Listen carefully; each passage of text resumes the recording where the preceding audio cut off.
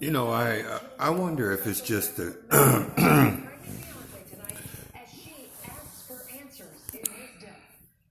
I wonder if it's just against the law to just talk on the phone, like when people talk to people just on the phone,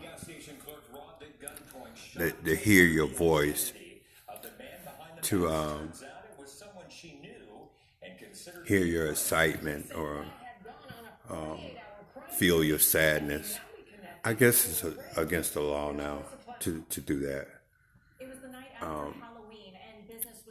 When you tell me that people communicate this way privately, there's nothing privately about this this phone and this format at all.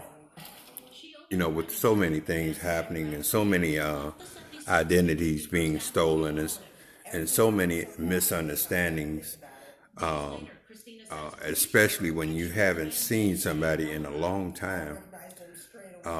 It is very, very depressing to me. Very depressing. Because there was a lot of questions and things when we separated that wondered if you did or were you all right or things all right now. It is impossible to ask you all those questions and to understand anything. I will not try to go past my limitations on trying to communicate on something I have no understanding of doing. I am just learning. Just the other day, I had to go to my neighbor and ask her, is these videos being seen by only me? Can you help me with this? And she did. So I am not going to go beyond my limitations, though as much as I want to, because I haven't seen someone for a long time. And when we separated, both of us was in a lot of trauma, if this is who I think it is, and a lot of time and space has happened between that. When this person told me this guy got killed being a dad, and it is just too much to go in, and I'm not going to say anything more, because at this point it only seems like it's me saying something to somebody and they're listening, and I'm not sure that I'm talking to the person that I remember, and it is so depressing. So depressing. And for that person to keep telling me that this is the way we communicate on this, and I'm telling her, if I was a bird and I jumped out of the nest, though I'm supposed to know how to fly, I can't fly. It is so depressing.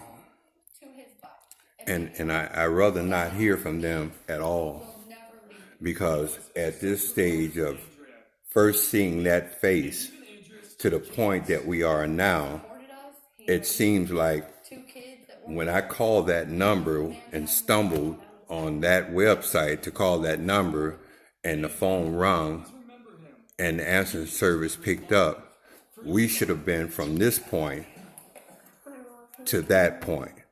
I will not go over my limitations.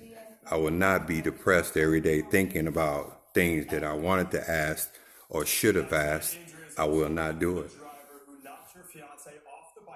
It puts me in danger. It puts me in a state of mind of thinking about how I felt back then and it stunts my growth, and it distracts me, and relationships put a residue on you, and that's what I was talking about the other day. That's exactly what I was talking about the other day. Any relationship that I'm in, I never want somebody to leave with less than they had. I never want to have them in bad shape on my account. And so I treasure relationships and friendships very and have them cautious about them starting, I guess. This is kind of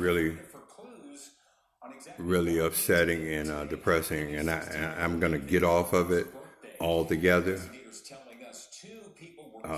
If I have to erase that website or whatever, I'm not going to put myself back in a state of mind where I was so depressed, getting high and running here and running there over a memory that I can't communicate with.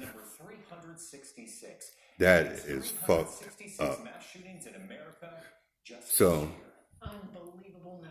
for the last couple of days, and I wasn't even this depressed on Veterans Day with the shit that be going on up here with me. And it's only because people try to get you to communicate on something that you can't understand, and you try to tell them, look, it is an easier way to communicate. You can't tell them shit. It is their way and a one-sided ass fucking situation, and I'm fucking tired of it. So I'm not gonna get back to 2008 with that bullshit. Fuck that.